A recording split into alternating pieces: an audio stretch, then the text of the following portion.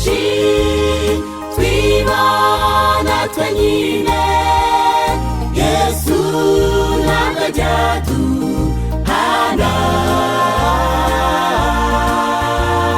Mu ngorane zose agendana natwe, akoroshya intimba zacu. Niyo amaso yacu azenga amarira, Yesu ababarana natwe.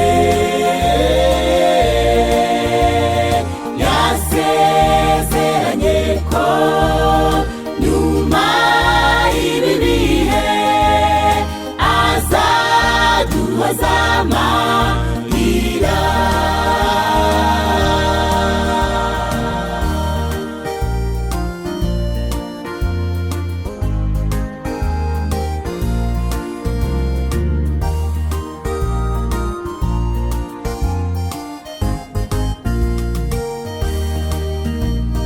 Nubwo imbere yacu hari akaga kenshi kazazanwa nuko twemeye Yesu, dukomezwa nuko Yesu yavuze ko azabana natwe iteka.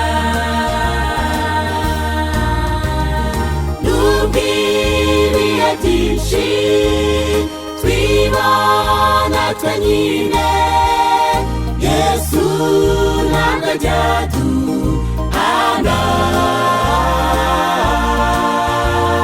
Mu ngorane zose agendana natwe, akoroshya intimba zacu.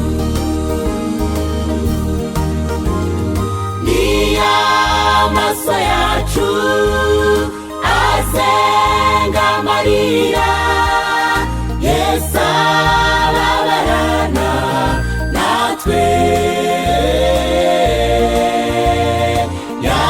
Yasezeranye ko nyuma y'ibi bihe azaduhoza amarira.